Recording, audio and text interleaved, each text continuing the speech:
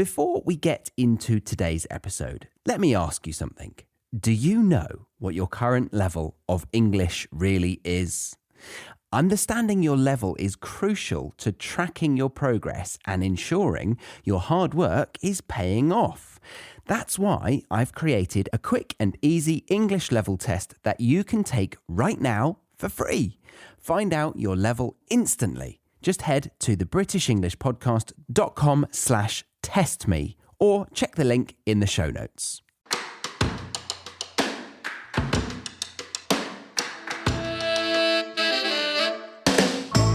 Hello, and welcome back to another bite-sized episode of the British English Podcast.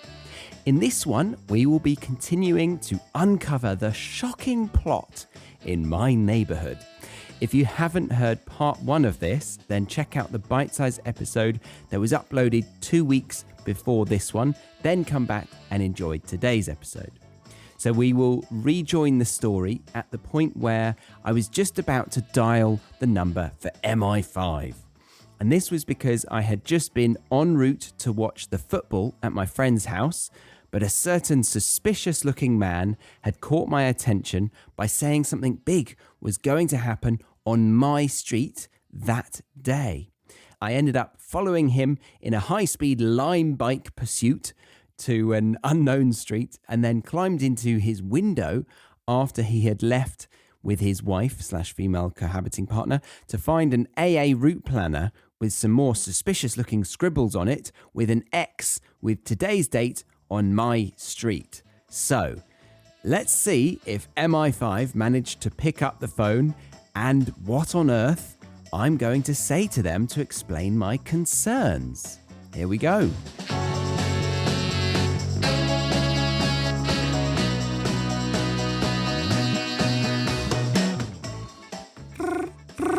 The phone rang twice.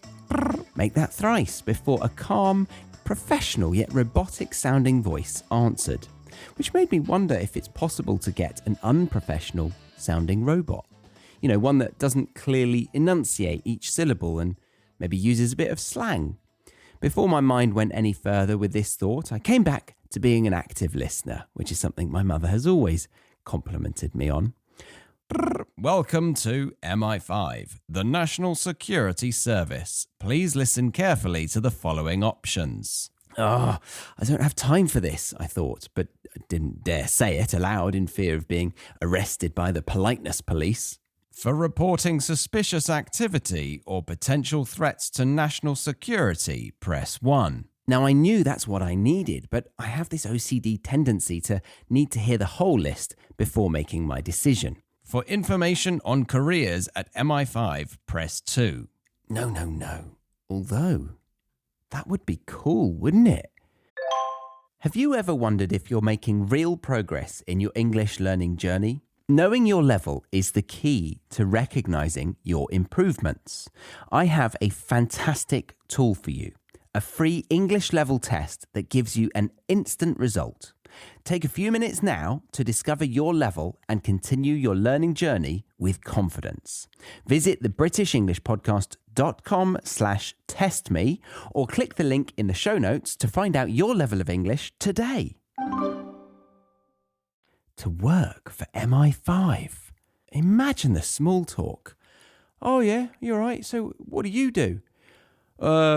Sorry, but if I told you that, I'd have to slice your throat wide open like Pac-Man, which would just completely drench me in your oh-so-common O-positive blood. And considering I'm wearing white, I just don't want your blood on my hands/shirt. So, no, I won't be able to tell you what I do. But let's just say the organisation I work for sounds a bit like the M25, but thank God I don't have to use that road for my commute. Do you have to use the M20? You probably have to use the M25, don't you? What do you do? Let's talk about you, actually. Yeah. God, that would be good.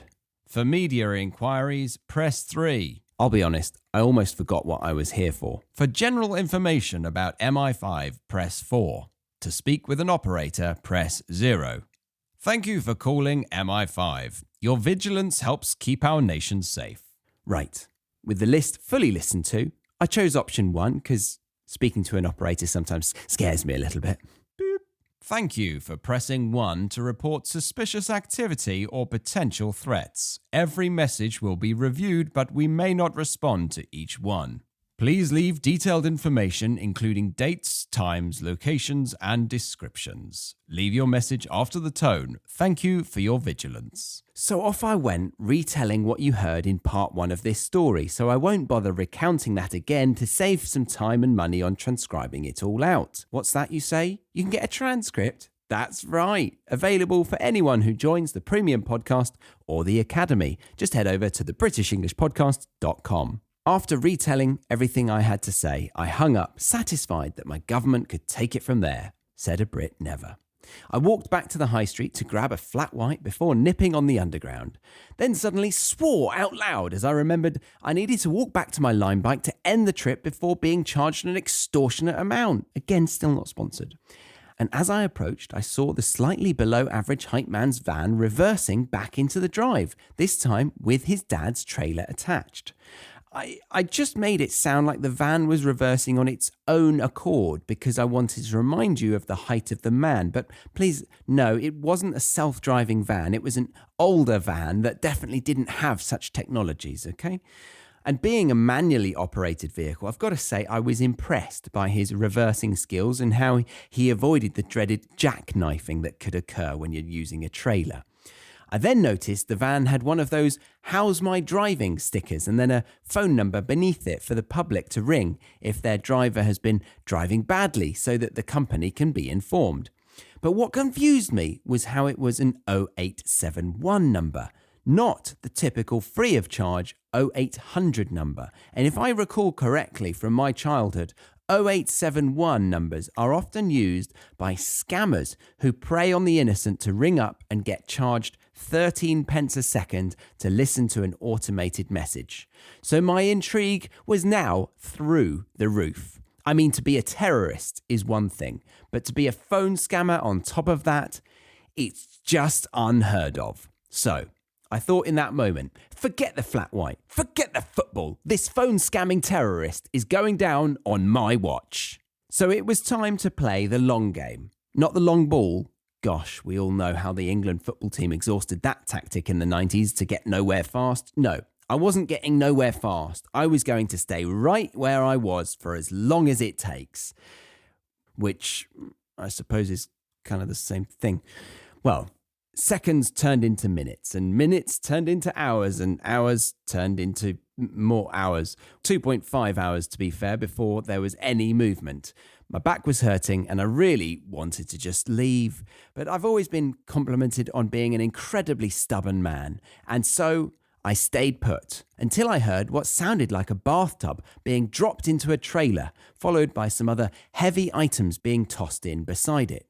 After a while, they revved the engine and out came the van, to my surprise, or perhaps the opposite actually, with a bathtub and all sorts of crap in the trailer.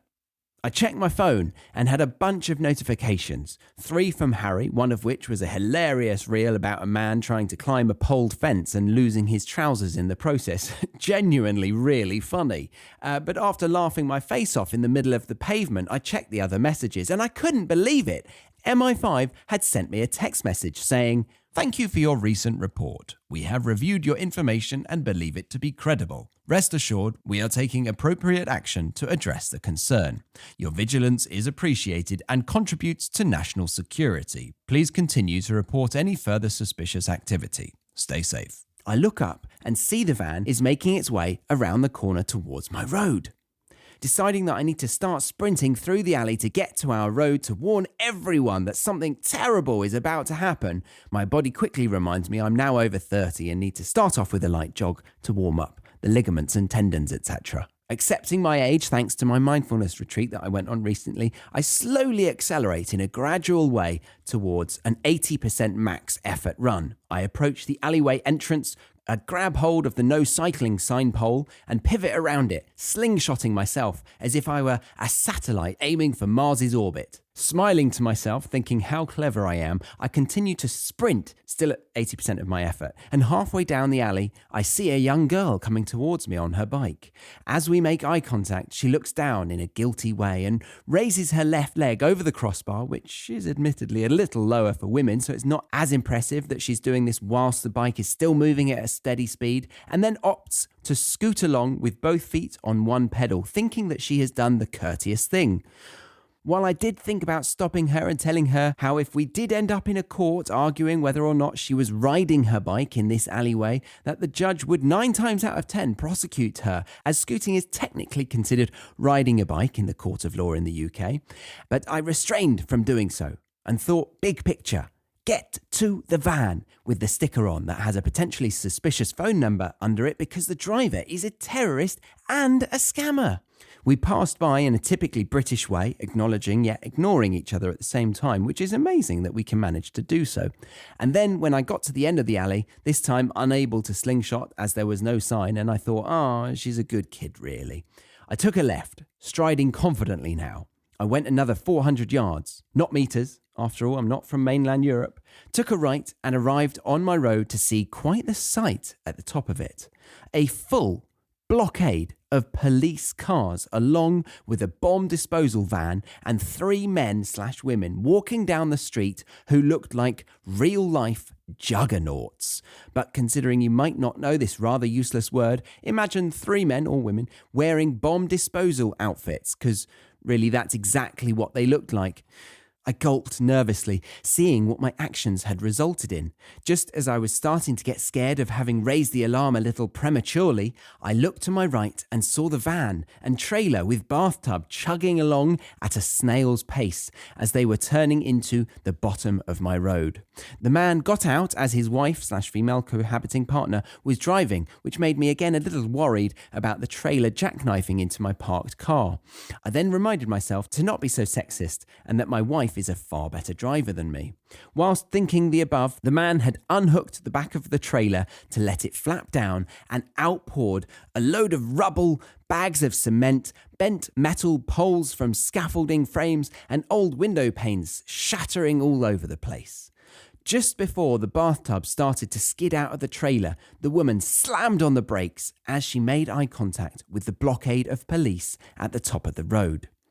These potential terrorist scammers had been caught red-handed, and I was just stood there, feeling an immense sense of pride, satisfaction, but mainly feeling simply heroic.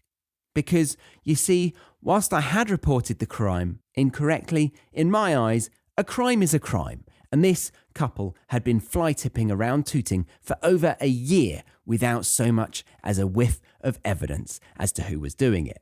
The council had been in uproar, and the general uptick in tuts from the general passer-by was at an all-time high in and amongst the Tooting Commons, which is where they were fly-tipping most of the time. So I was immensely satisfied with how I had handled the situation at this point and couldn't wait to see what punishment these naughty, naughty humans would be receiving.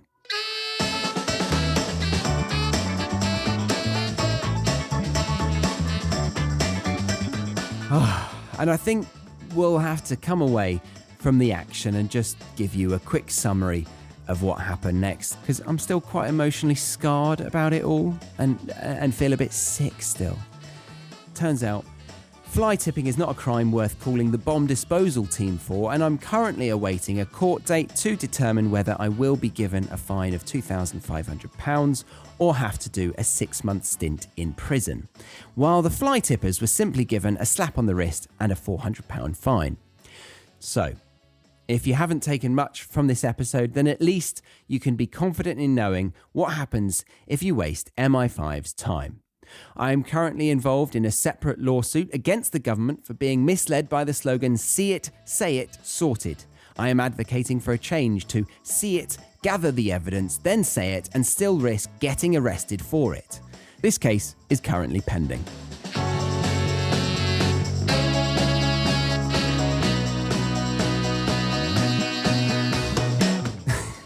All right. Well done for getting to the end of this rather random tale. Remember that the premium podcast provides you with the manually edited transcripts, as well as the extended glossaries and flashcards. And then the Academy covers all of this, plus a 4-step learning process to get those native phrases I exposed you to in today's episode into your active vocabulary, which include group classes on Zoom and individually marked writing assignments. Please do not treat this episode as a public service announcement. The MI5 was definitely not contacted, and the slogan "See it, say it, sorted" is still probably an accurate representation of how one should act in public if you see something suspicious. Although I will say the tooting fly tipper is unfortunately real, and they are yet to be taken down. So if you do see someone fly tipping in tooting, please do let me or the local council know about it. Just obviously don't call the bomb disposal team out. All right, thank you very much. We will leave it there. My name is Charlie. I'll see you next week for another episode of the British English Podcast.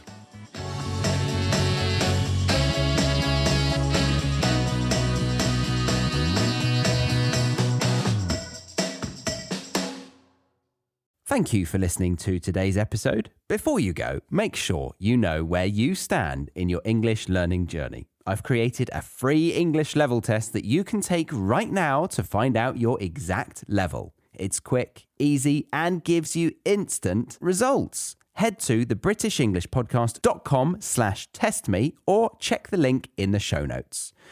Because tracking your progress helps you stay on track. We can't use track twice, guys. No, let's do that again. Yep, we don't have time. Oh. All right, we'll just delete this last sentence then.